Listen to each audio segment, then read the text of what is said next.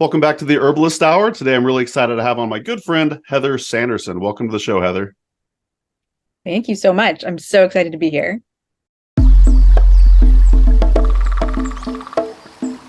Welcome to the Herbalist Hour. This is where community gather, merging the power of people and the flowers, the sweet and the bitter to the salty, the sour. Umami, it's time for the Herbalist Hour. This is fantastic. And just to give a little background for the audience, Heather has a show. It's called the Majestic Wisdom Podcast. And that was the very first interview that I was ever on. So I'm forever grateful to Heather for getting me out of my shell.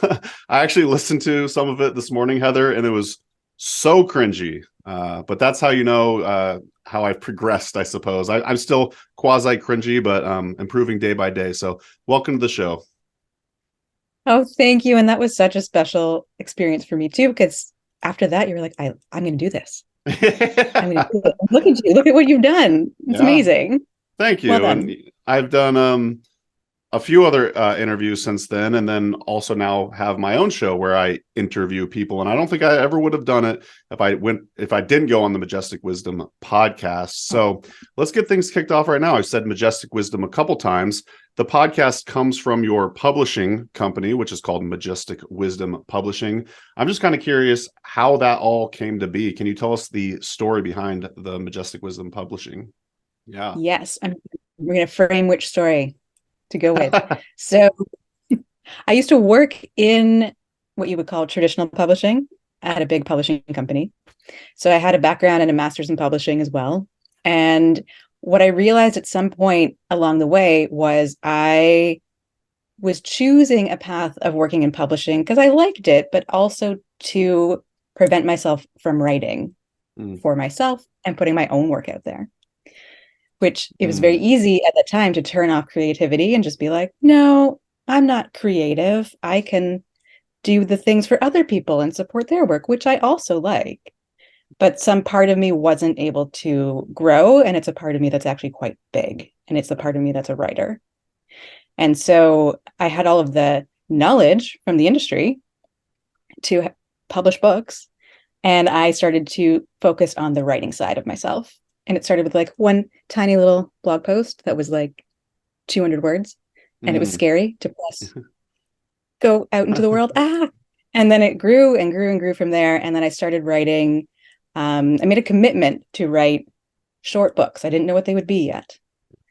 But from that commitment came a plant, dandelion. And dandelion was like, hey, write a book with me. And I was like, I have no idea what this is going to be, but okay, let's do it. And that's how the publishing company came. The books came first. And then the company came after as the container, because I kept writing because the plants kept asking me to. And there have been more and more books that have come through since that time. And I put them out myself. So it's an independent publishing company. But with all of this background and knowledge from the plant world and the publishing world, and now my own creativity coming through. So after you published that first book, or the first blog post, I should say, was your second blog post publishing that? Was that a bit easier, or was it also still kind of difficult? It was difficult for a while. Yeah. I think there's a lot of fear of judgment and fear of what, if it was good enough and all of those things at the time. Was it strong enough? And there was a piece of me that had been turned off for a long time that was trying to grow. And so anytime for me, at least, there's new energy trying to grow, there's all the old energy that's like, no, stay down. Yeah. And then the new energy has to come up a little bit more. And over time, the new energy takes over. And so it did get easier. The post got easier. But the first time I published a book, I was right back to the square one of like, this is terrifying. And pressed print or publish and was like, please don't 1-star review me, and like hid. And then realized I could survive those things and that it was more important to me to keep writing. And so it's always scary. And it gets easier. I have to ask, since you brought up the 1-star reviews, have you ever received a 1-star review? And if so, how did you handle that emotionally? Good question. was it a 1-star review? I can't remember if it was 1 or 2-star. I have a book of poetry, book of poems. Oh, so And it's there very was personal to you. It was very personal, and it was very like, it's called Sister. And it took years to put together and then to have the courage to put it out. And most of the reviews have been so positive. Of course. But of course, once there's the one that's not, that was the one that I focused on. But what I came to realize after the initial sadness and like, but I love it, and why doesn't everyone else love it? Those feelings, I think, came out, was that from what the person wrote, I think it didn't meet their expectations. Sure. And that I can't do anything about that. No. I still love it. It is what it is. And, hopefully someone else loves it. Sounds like a lot of other people love it. I was reading your bio, and you gave an explanation as to where you got the name Majestic Wisdom, and I believe it involved your grandmother. I was kind of hoping you could tell a little bit about that story and about her. So I always have loved unicorns and owls, and that's my logo. There's a unicorn and owl. So Majestic being the unicorn and Wisdom being the owl. And I've always had a connection with my ancestors, and I grew up in the house with my grandma and my grandfather on my dad's side. And so I had a really tight connection with them, and they've stayed present with me after they've passed. And so one day her name kept coming to me. It was Mabel. Her name's Mabel Augusta, and her maiden name was Wise. And so I started to feel into those names, and they had a resonance. And I was like, this is so interesting. Why is this coming up right now? And when I looked up what her names meant, they actually mean like Mabel's beloved, Augusta is majestic, and wise. And I was like, whoa, that's what this has to be. So I feel like my ancestors and my grandmother in particular are very present in this work and are helping to be supportive and being like, yes, these are the names, these are the ingredients that you need to continue to bring into the world. And that way she's with me and in the work as well. Love that. How did you get into herbalism? Where does this all fit in? I love these questions. Thanks. I do. Here's why, because I'm like, oh, there's so many ways to frame this. Which story? I mean, I always, when I was a kid, wanted to be a witch. But what I realized later is, so I grew up in Canada, and there was a show called Road to Avonlea, which is based on books by Lucy Maud Montgomery. And there's a character of like the wise woman in the woods. Her name's Peg Bowen, and she's the outcast in the woods with the plants hanging, and she knows all the medicine, and people don't really trust her. It's also set in like the early 1900s. But I loved her, and I wanted to be here. And I realized she's the only model I had for what I was thinking of, which wasn't actually like a witch in the way we see them, but wise woman, wise person, wise medicine person who knows how to work with the plants. So it was very early on. And sort of the same story with the creativity, but then I kind of shut it down because there were no models. Yeah. There were no people doing this around me. And so I didn't think it was something you could do. Fast forward to being in my early 30s, and I was doing a yoga teacher training and a healer training with a group of women in Puerto Rico. And I mentioned this. And this one person was like, you can study that, right? And I'm like, what? Yeah. And she, yeah, here's a place. I'm in Brooklyn now. She's like, Third Route. It's in Brooklyn. It's not far from you. They have an herbal training program. You can work with the plants. And I was like my jaw, I froze. But I pursued that line, and that was my way to come into finding the plants. I'm going to say again, because I had a strong connection as a kid that got severed, and then we reunited later on in life. I could so relate to that. And the way you're speaking about creativity too, it sounds like, did you have creativity as a child, then it kind of went away and now it's back full force? Because I want to say I had a very similar situation, and same with the plants. There was like that whole teenage years where I felt like very lost. And then I feel like as I got older, a lot of the things that are making me happy as I get older, I'm like, oh shit, I did this as a child. So I'm just kind of curious, is that kind of what it was like for you? You had a strong connection with plants, strong connection with creativity as a child, and you're kind of re-engaging with it as an adult here? Yes, for sure. I also got resonance chills when you were describing your story. Yeah. Yeah, super creative as a child in all sorts of modalities of what you would call art, I guess. But like, I was always creating, always writing, always making things up, always drawing, always painting, always, always, always. And I could connect with the plants and the spirits and energies of the plants as the child so easily. Yeah. And I just wrote a chapter for a book on this as well, but it was like what I'm starting to see as the language, learning a language of separation. And for me, that came in through the school system and grown-ups, adults telling me everything I could do wasn't useful or real or true or possible. It was all made up, and what's the point? And all of these things. And so I guess I learned how to shut myself off and down, which caused a lot of problems. A lot of like psychological problems, physical health problems, every possible way that when, at least for me, I'm not connecting with myself, it results in complete chaos, really. Yeah. And so it's been an effort of returning to those things that came so easily because they are part of who I am. And I think they're part of who a lot of people are. And then throughout the course of life and learning, we kind of learn how to fit into the current society instead of honoring those parts. And they get lost and severed, and that results in a lot of damage. At least in my experience, what I've witnessed. Yeah, I mean, I'm just thinking back to when I was a kid. I won't throw anyone under the bus, but I remember I was probably like 10 and I really liked cooking. I have no idea why. I still do. Go figure. It was one of my artistic expressions, if you will. And I remember telling someone, "Oh, I want to be a chef when I'm older." And they were like, "Oh, you can't make any money doing that." And you know, my demeanor at the time was already kind of a very quiet, introverted kid.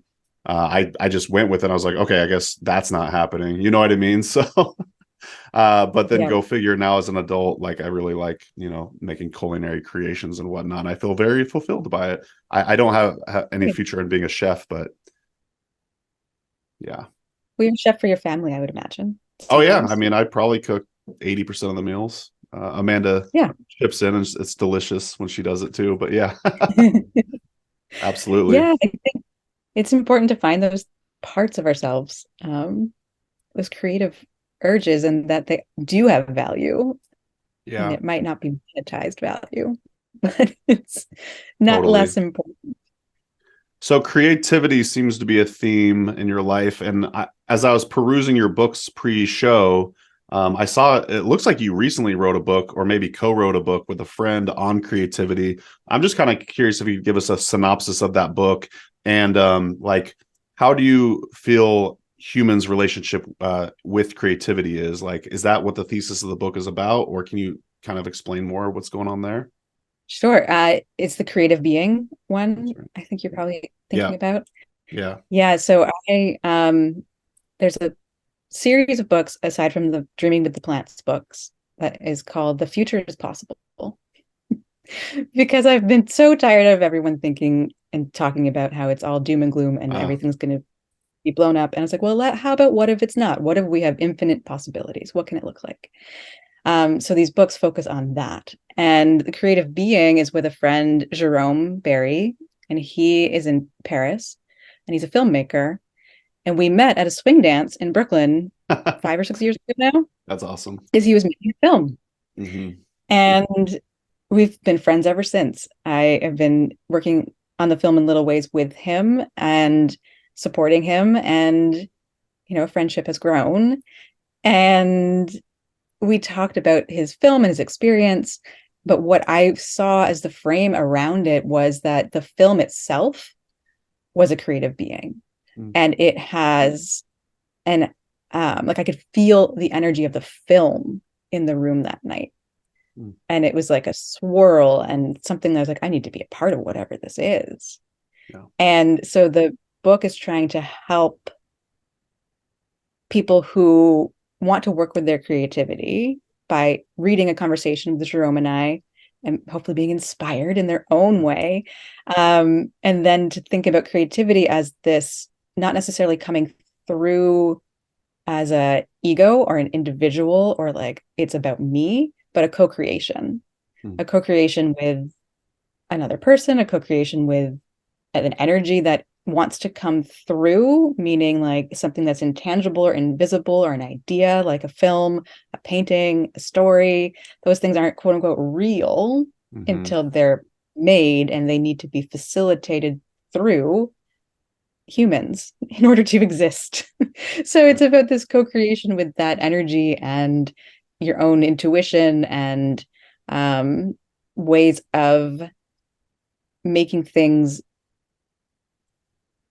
come through from invisible or intangible into something that has form. Does that make sense? Yeah. The book has things at the end, little like worksheets. All of my work is all about like, over to you.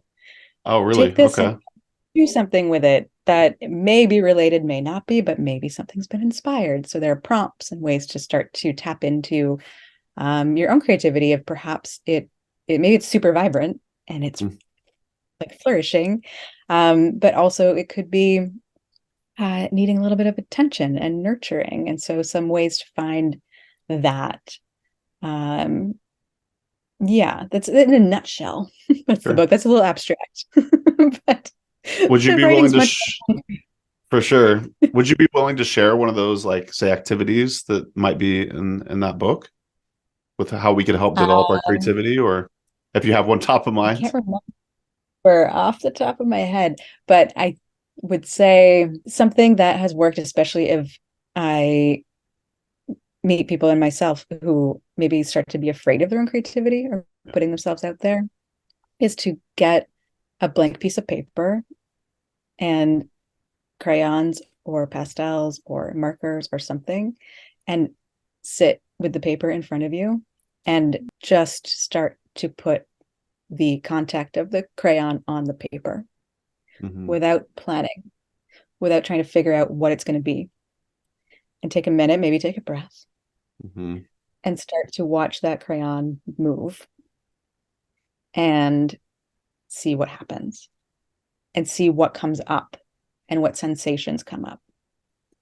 And notice the relationship that's happening between the action and whatever's emerging, because something will come up. Some thought, some feeling, some concern, some worry, some hope, some joy. See.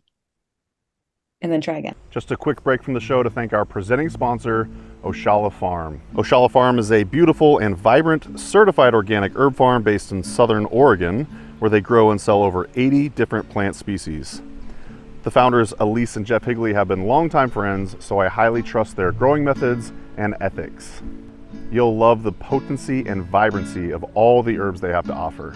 To learn more and purchase their herbs and other organic goods, head to oshalafarm.com. So thanks once again to Oshala Farm for sponsoring the Herbalist Hour. Now back to the show. Enjoy. I was seeing a therapist in Oregon for a couple of years, at least a few years, and we actually did that activity quite regularly. He used art during we used art during my therapy sessions, and it was actually very profound, some of the like imagery that would come up, and then we would use that for what we were working on that particular week. So I don't know if you knew that therapists use that exercise, but they do, or at least some of them do. I didn't know that, but I'm not surprised. And the fact that you and I are having this conversation and that was the example that came up is also not surprising to me. Exactly. Because I don't think that's not in the book. That's just what appeared. Just freestyled that. I love it. Do you think as we kind of cultivate our creativity, getting back into being creative humans, do you think it's important to share with the rest of the world, or do you think it's okay just to keep it to yourself? Do you think there's benefit in like posting it, say on YouTube or Instagram or whatever? I mean, I think it's about discernment for each person, Sure. and there's no one right way Yeah. to be creative or to share. I think there is value in sharing, especially within a trusted community, because it's sharing, even as you might be co-creating with an energy or with something beyond you or coming through you or from your inner world out. It's sharing a piece of you. Yeah. And I think that has a lot of value, Yeah. especially when it can be received with support. And so having that supportive community, at least first, if not for always, I've learned is really, Ideally. really, really helpful, ideally. And I think what it does is it shows authenticity. It shows people's ways of growing and being and learning, and then it inspires that in other people. So it's not an isolated event, even though it could be. It tips over.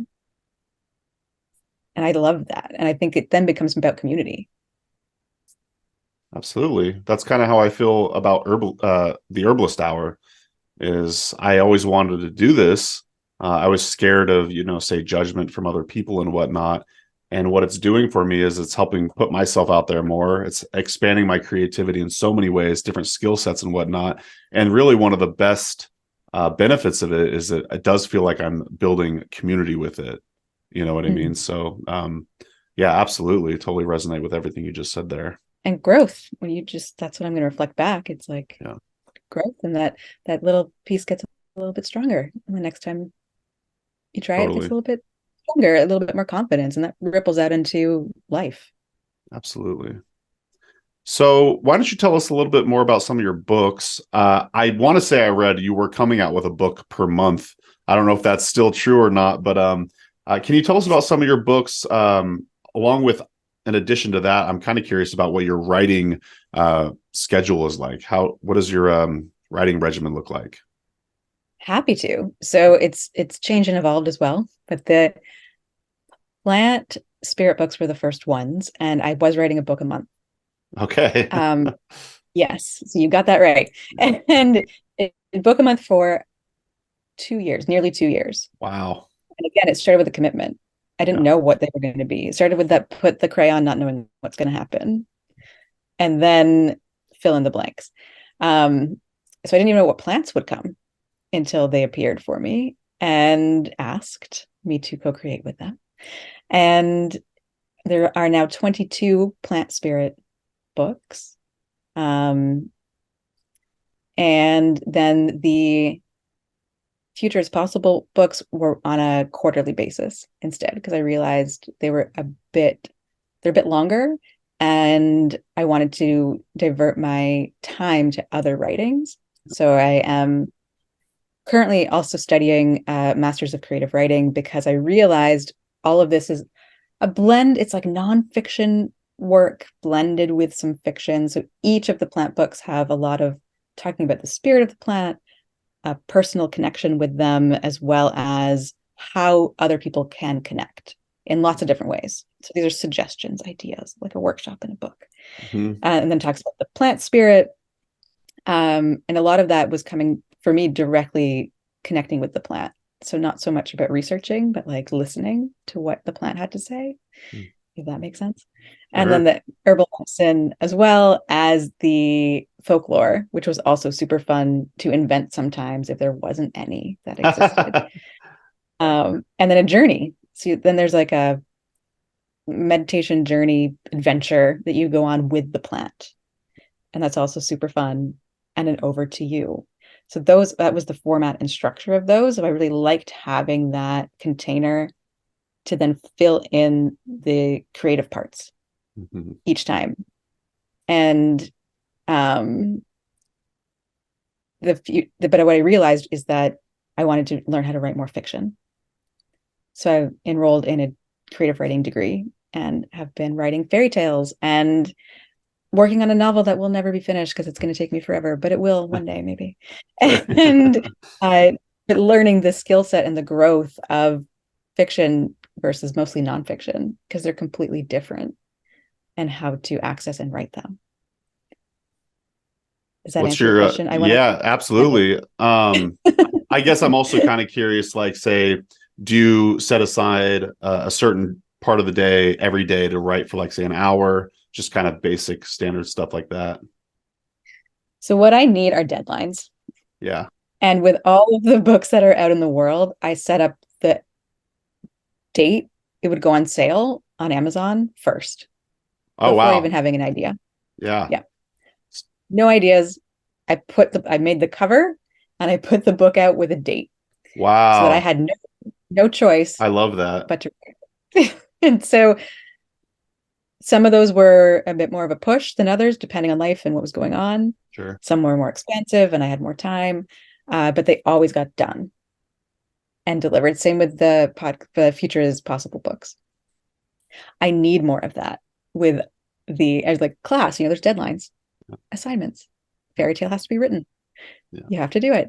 You don't have to, but I do. And so I find that's really helpful because otherwise I do not have an aptitude for consistency. I've realized I have an aptitude for commitment.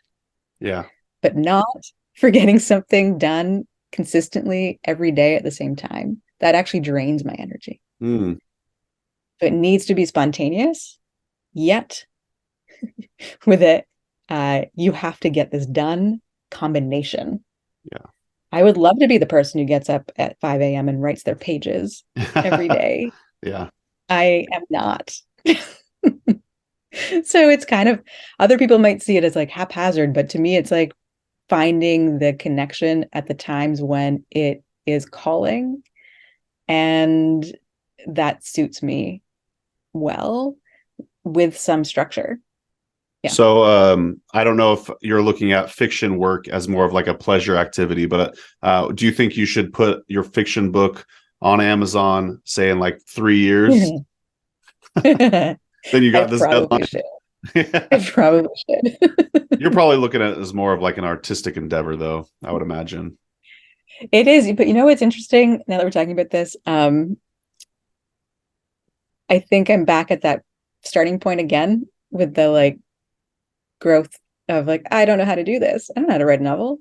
Right. And I've been trying for a while. And I have a wonderful professor. Her name's Elizabeth McKetta. And she was so reassuring on this front because she said that your skill will grow to match what it needs to be. You shouldn't have the skill first. Yeah. So keep just starting and growing. I think that's what we're talking about here. And like, eventually you will get there. But you can't get there at the beginning without doing it. Yeah. And sometimes that still feels confusing and difficult, especially for a lot longer project when I feel like I don't know how. Yeah. Don't know how to do this. So I do absolutely everything I can to get out of doing it. Absolutely. I think even writing some of these short books was part of like, well, I can write these because they're shorter and I can complete them. And that I don't have to write that over there. The big thing. Right. Yeah. Because it's scary and gigantic. Oh, I wouldn't even know where to begin with a fiction book. So Infinite World. Jerome, actually, I know it's gigantic. Yeah. And distraction sometimes fun and valuable because I ended up writing a fairy tale recently that Jerome, who was the filmmaker, is going to illustrate. It's a kid's book. Oh, that's awesome. So we're working on that. So there's lots of side projects when I'm trying to get out of writing the big project, but also they're fun and fulfilling and exciting. Absolutely. Well, I know another facet of you and your work is you're a Ricki practitioner. And I was looking at your upcoming events. This will be gone by the time this is published, but you're teaching a class where I want to say you teach about the origins of Ricki. And I'm just kind of curious if you could explain to us the origins of it. I've never heard where Ricki comes from, but also maybe some of the benefits and why you are a Ricki practitioner. So yes, in the Reiki 1 training. So I'm a Reiki master level practitioner and teacher. Wow. And I love teaching the Reiki 1 in particular. It's really special to me. And it's one of the most favorite things I do. And there is a training tomorrow. So what we're going to do is cover some of the foundation And Reiki does come to us in the way that we have it here in the West through Japan. Okay. And a person named Dr. Yusui. And every Reiki 1 training has a story or folklore around him and his receiving of this information and knowledge.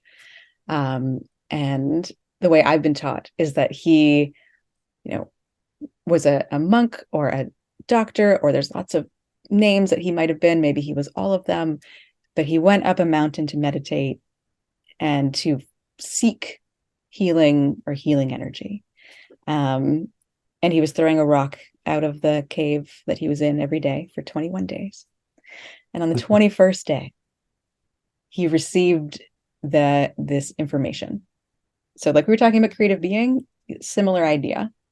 He received this information, meaning it came to him either in a vision, or it was felt, or it was something outside of him that came to him in some way and was then embodied, received, and then shared. So what I mean by that is Reiki energy is universal energy, life force energy.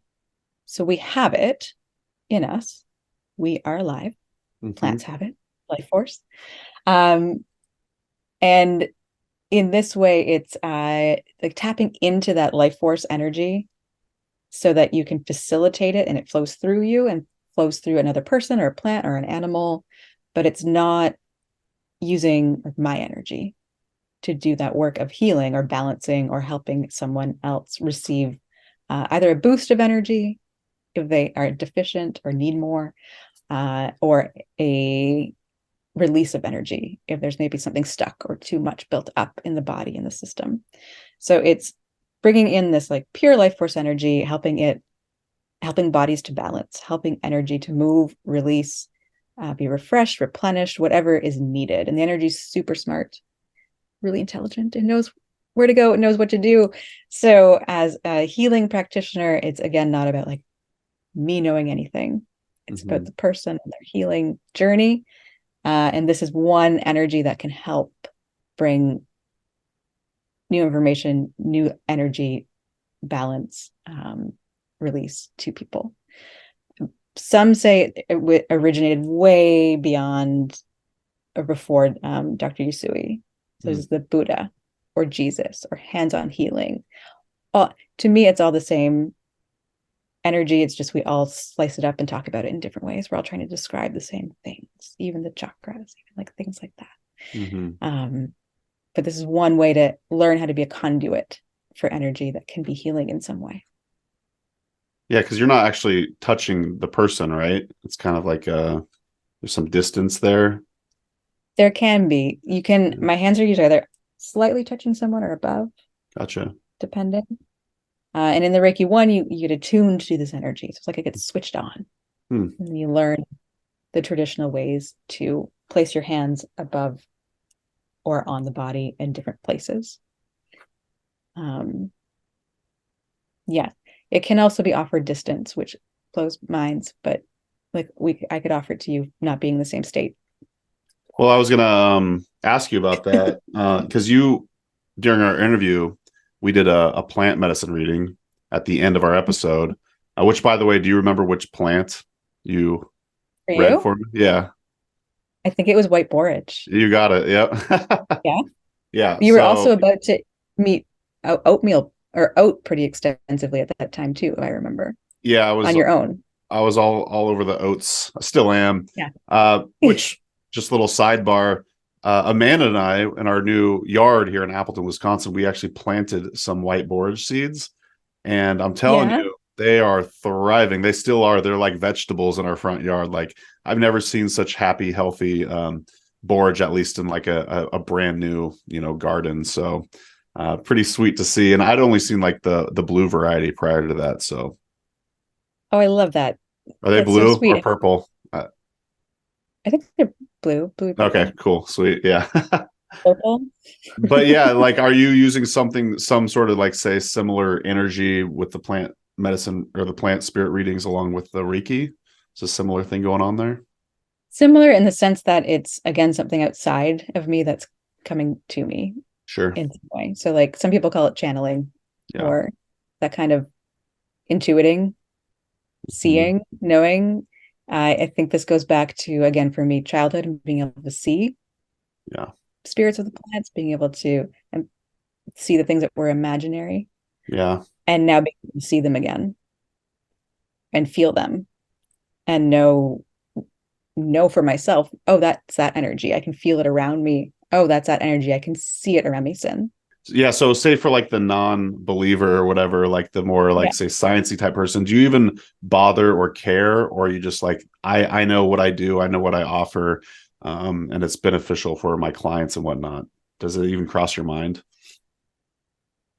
It did for a while. Now I try to bring together as much science and non-science as possible, depending on the audience and depending on what who's before me.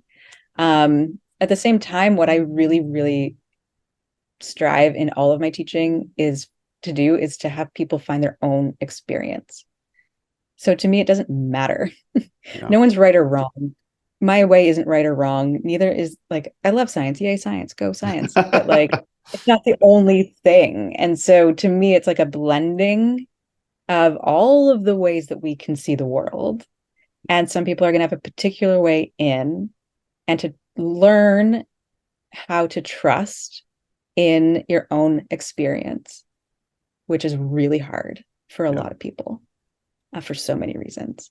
But that is more important to me, so that it's embodied. And there starts to be a feedback loop of learning how to trust oneself and to not trust what I'm saying or what you're saying, and to find your own way in. And that might be contradictory to official findings of what science can do. It might be in alignment. It's okay. Like, it's not black and white. Sounds like you've given this some thought before. That was a really well answered. And yeah, I mean, every time I feel like I know something, the universe tends to like humble me and show me the other perspective of that. So I'm all about it. I totally think and see that there's energy all around us. So I've never had Ricki done, but yeah, I'm not opposed to it. I'd love to try it at some point. Do you, so I know you teach it. Do you also see clients and whatnot? Can people come see you? I do. Yeah. Not as often as I used to. But definitely I do distance sessions. It's the easiest. I don't have a physical space. The pandemic kind of outed a lot of us. We're like, we're going to hide that we can do this. And then we're like, well, now we can just tell you and offer it from far away. There you go. So isolation kind of led to this like proliferation of trust in that way. So I do, but not physically as often. Virtually, yes. Right on. I want to say that's majesticwisdompublishing.com. We still got more questions, though. This is not the end of the show.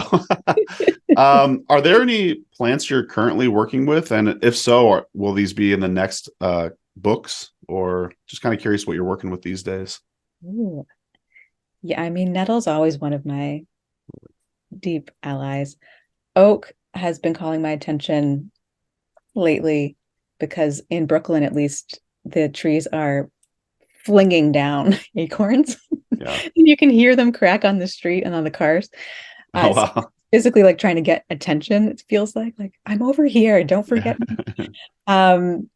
But what's been coming up a lot recently has been birch. Yeah. And birch feels to me like always an initiator, one of the first trees to be on the scene after something that's been devastating. And so about initiating, trailblazing, I mean, there's lots of things, but this is what coming to mind. And finding a way forward that's authentic.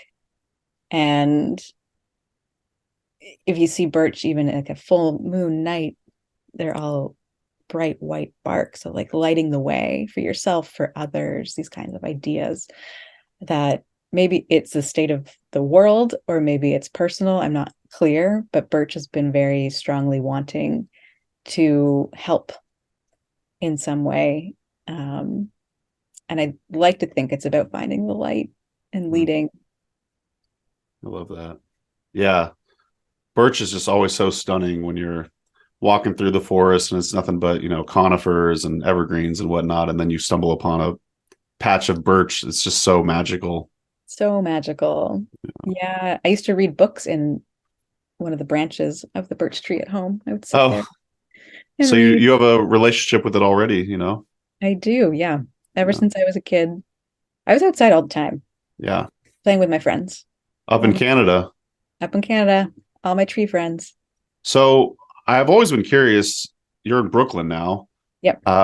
What brought you to Brooklyn? And I'm not sure if you went straight from Canada to Brooklyn, but what brought you to Brooklyn and what's it like for a plant person such as yourself living in Brooklyn? Because that's a pretty big city, isn't it?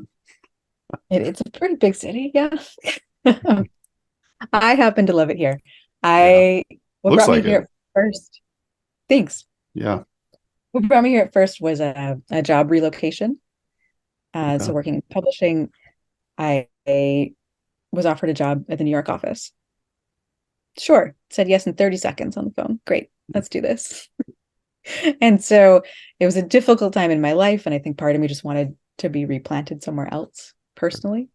And I'm lucky I did move here because this is where I met all of the healing community, which didn't exist at home. So I came to New York to heal. Wow. Which is not the story people have. Right. But it was very, very true because all of the healers were here and they've led me into so many interesting paths and ways. So whatever, universe, ancestors, life, none of the above dropped me here. And I then found ways to be connected here in lots and lots of ways that really feed me. So I do swing dancing, all of the healing arts work. I became a yoga teacher here. I became a Ricki practitioner here. I've refound my creativity here, and all of the community. The community here is really strong because you can find so many different communities to tap into and to be part of. And Brooklyn in particular, and the neighborhood I live in, is very community oriented. And I did not have that before being here. And so that feeds me a lot. And what I realized was actually when I was on a trip to Oregon, I realized why I can't live on the West Coast and I have to live in New York. Let's hear it. So the trees taught me. Yeah. I am fairly slow by nature. For real, if I let myself be. And I like that. And I can delight in being slow. Great. Same with the needing a deadline. Otherwise I won't get that go. I'll just bleh. Yeah. And when I was in Oregon in the beautiful, beautiful slow growth forest, I could feel the slowness. Yeah. And all I wanted to do was lie down, which is again fine. But I think I need a bit of the fast pace that's here to literally keep me upright. Totally. So the energy, it balances you out. It balances me out. And I can go either way, but I enjoy having that little spark of push and the energy that is in New York City, along with the connection and being a part of a really big ecosystem where a lot of people here have no sense of plants whatsoever. So in some cases it's hard because I feel like I'm often teaching people this is a plant. Right. Versus where I want to go, which is here are all the ways that you can interact and work and be with them. And I've got to pull myself back to here. Let's learn the foundation. But it's needed here. Absolutely. I interviewed Jocelyn Perez Blanco and Laura Rubin, and they both live in New York City. And we talked about this thing called herbalists per capita. And we think that New York City probably has a pretty low one, considering there's so many people there and probably not a whole lot of herbalists. So like you said, it's actually a really good thing you're there because you're increasing that HPC, the herbalist per capita. We need people like you. Yeah. So, I think it's great. And yourself, you need to be balanced out by the hustle and bustle of the big city life. And And maybe when you go on vacation, you could visit places like the Northwest and just totally decompress. Totally. And I live very close to Prospect Park and the Botanic Gardens. Cool. And I go there often and just like lie on the ground under the cherry trees. Totally. And that's nourishing and resets my nervous system. Gets things back. Absolutely. Well, a few more questions for you. Actually, why don't we do this? It's a segment we're doing called Explain That Gram. And I'm basically going to show you an Instagram post, and you're going to explain what's going on here. I haven't shared this with you yet, so it's a great picture. It's I like it. I've been winging everything else, so let's see. Yeah, there's no gotcha moments here. All right, here we go. So what's going on? What's the greater story of this picture? Oh, that's so recent. Yeah, I really liked it. I was scrolling through Instagram and I kept coming back to this one. I was like, oh, I really like this one. I've been here, by the way. It's beautiful. You have? Yeah, probably about 10, 15 years ago. Oh, I love that. We share that. That's so cool. Mm-hmm. This is Balanced Rock, I think, in the Garden of the Gods. And that is on the way to Colorado Springs from Denver. And I was just there last weekend because I am on the board of directors for my friend's family trust. Wow. Yes. And we had a meeting in Colorado Springs because part of the trust's mandate is to host a family reunion every 4 years. And it's next year. And we went to see the venue. Oh. So that was part of why we got there. But I never have a car. And I was like, yay, road trip. So when I drove from Denver to Colorado Springs, a guy in one of my classes actually, the day before, I found out used to live in Denver. And I sent him a private message on Zoom because it's all virtual school. And I was like, hey, 2 things that I can do in between Denver and Colorado Springs. Help. And he's like, told me Dinosaur Ridge and then Garden of the Gods. And I was like, great. And I just followed his advice. And that's how I got to this moment. And then I felt like since it's a balanced rock, it needed some kind of yoga expression to be with right, because you're a yoga practitioner too, yeah? Yoga practitioner and teacher as well, yeah. You do it all. Did you see I want to say it was like the kissing camels at the Garden of the Gods? Was that a thing? They're there. I didn't see them. I saw a postcard of them though. Gotcha. Okay. Yeah. Almost counts. Awesome. Well, thanks for sharing. Dear listener, if you've never been to Garden of the Gods, like Heather mentioned, it's outside of Colorado Springs. Absolutely beautiful, epic part of the United States. So what is the mission of Majestic Wisdom Publishing? Oh, the mission. Yeah. I know, deep. We get deep here on the Herbalist Hour. The mission is to help people remember their magic. Mm-hmm. Well said. We'll call it good there. Let's see what else we got. Do you have any upcoming projects that you're excited about? Well, the kids' book I'm super excited about. Totally. Actually, I know I already mentioned that. Yeah. But it's really fun to collaborate with Jerome and see his art as well. Which I don't think he'd mind me sharing this. He's like, there's a dog as a main character. He's like, I've never drawn a dog before. I'm like, you'll be fine. and it's great. And so I'm excited for that. That one has no deadline because it's a collaboration. So we're letting it grow on its own pace and time. And the next part, I am starting right now the NaNoWriMo. Have you heard of this? No. For November, there's a community-based online thing where you can write a novel in a month.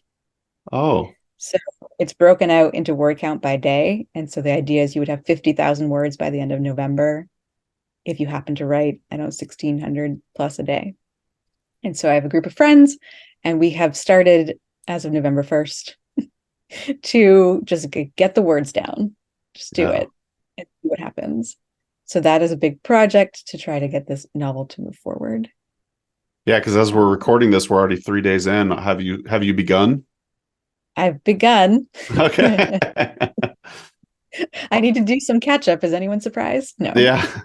Are you all going to read each other's novels or stories when you're done? Yeah, it's about being supportive as well. So there's 4 of us in this group, and we've been friends for a long time. So we're sharing where we are without judgment every day, and how where we want to get to. The intention is, and then if people want to share and write together, we're going to do that as well. Totally. So being super supportive and being open to seeing what comes. What do you love about swing dance? Or why don't you give us your elevator pitch, maybe as to like the benefits that you see from doing this as a hobby? Oh, there's so many. Yeah. So you post about it on your Instagram. I'm like, that does look like a lot of fun. Good way to meet people. It's so much fun. Yeah. It's so much fun. It's a huge benefit. Yeah. Which reminds me, I don't think I talked about the benefits of Ricki, but kind of they're embedded in there. Sure. And so it's social. You can show up by yourself and be as engaged or not as you want to be with other people. Yeah. So it's not about being like in a certain set dynamic of relationship, right, which I like.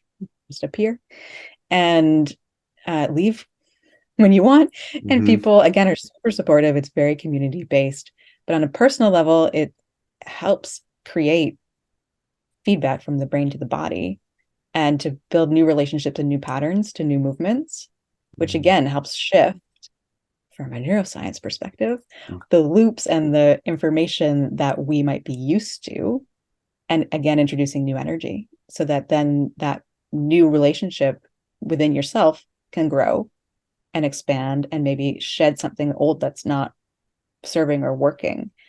So dance is one of the major ways to do that. I think it's dance, learning a new language, and learning a new instrument as an adult are like major brain body benefits, to keep things constantly regenerating and finding new ways so that you don't get stuck in the same ways of thinking, same patterns, unless they're serving you, same ways of being. So it's about expansive growth, and fun and community and co-creation with another person, whether you're leading or following. Yeah. Intuiting in the moment, being present, great music. Yeah. Like for me, it's very nourishing. Even talking about it, I'm like, feel the beaming, bigger and bigger. And it's led to lots of really fun things, like being in the Mermaid Parade in Brooklyn every year, out on Coney Island. And like, yeah, but brain body for me is really a big part, and a big part of healing. So finding ways to keep the brain and body connected, but also for me to keep that constantly being reinforced, and then having new ways of doing it. And I can literally feel my brain like flatlines, because like, this is new. And then it's like, oh, it's not so the next time. Yeah. Does that make sense? Well, I'm guessing there's moves that you have to learn when you first get into it, and that might feel awkward at first, but I'm kind of curious, as you get more used to it and have more fun with it, do you find yourself, like, say, getting into a flow state where you almost not even thinking about it? Totally. Yeah. And I mean, you can do solo dances as well, but for me, the partner dances are fun. And the flow state also happens when you have, for me, I'm a follow. Yeah. I don't want to lead. No interest in leading, but I lead enough in life. Sure. But right. In this case, I'm a follow, and I love when you can feel the trust with another person. Yeah. And then really let go and be very present in the moment and play and co-create. And you can like lead tiny bits as a follow too, and just sort of throw something at the lead, and they might pick it up, they might not. Wow. But it's an exchange of going back and forth and pushing and pulling and being with the energy.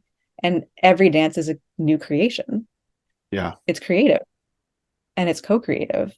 That's so every cool. single time. So you get to do that in a 3-hour dance, like 50 times. Wow.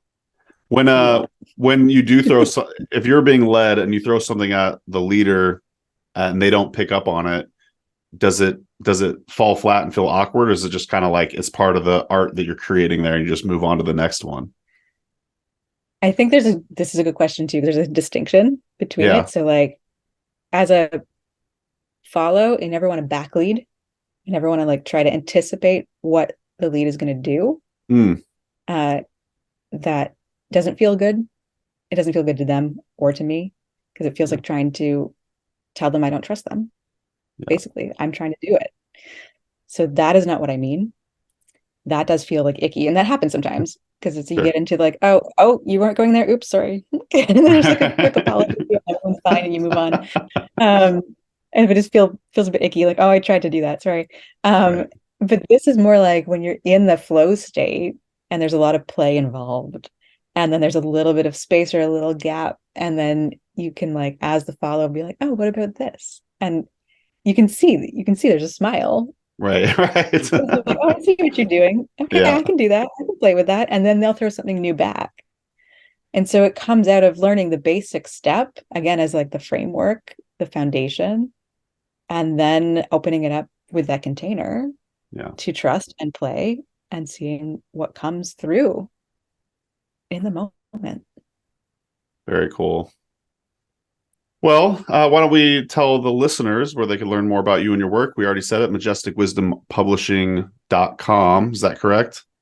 That's correct. And Heather, I know you haven't released a podcast episode in a while. I'm not sure if you're still going to be doing that, but you could also search Majestic Wisdom Podcast in your podcast player of choice. But yeah, other spots you want to send people? I also have journeythroughyyoga.com. Right. And you also have a great newsletter with that as well, right?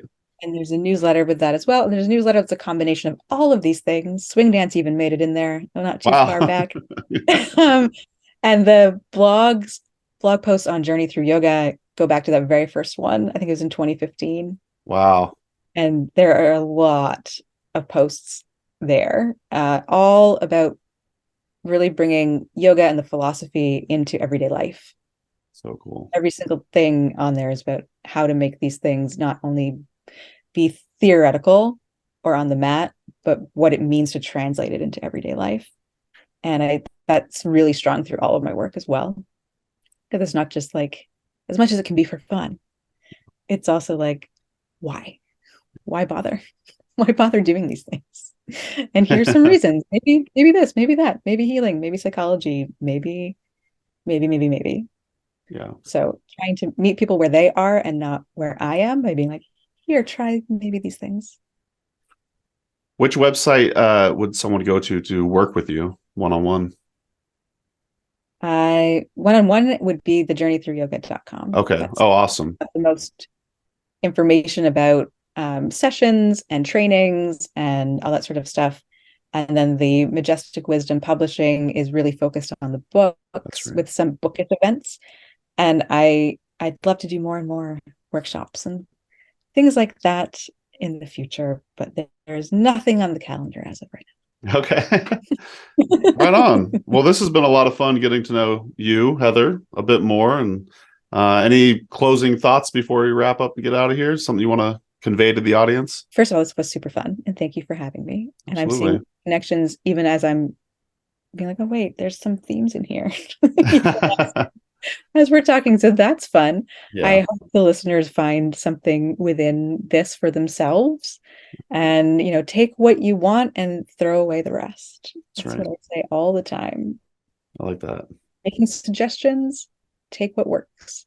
I've heard recently the saying, if you're learning a bunch of stuff, the good shit sticks. Yeah, true. I really like that. Yeah. What resonates for you. Exactly. Very cool. Well, thanks, Heather. Thanks, dear listener, for tuning in, and we'll see you in the next episode. Thanks so much, Bye-bye. Mason. Thank you. We'll talk soon, all right? Okay. Bye-bye. Bye. Thanks so much for watching today's episode of the Herbalist Hour. If you enjoyed it, please give it a thumbs up.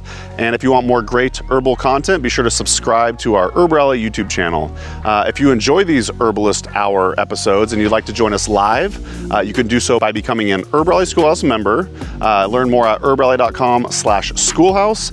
And if you want to get your first 30 days for free, use coupon code YouTube30 at checkout. So our Herbalist Schoolhouse members get access to exclusive video classes, monographs, and a lot lot more herbal community discounts, along with joining these live Herbalist Hour interviews. So one more time, herbrally.com/schoolhouse. Enter coupon code YouTube30 at checkout to get your first 30 days for free. All right, we'll see you in the next episode, and take care.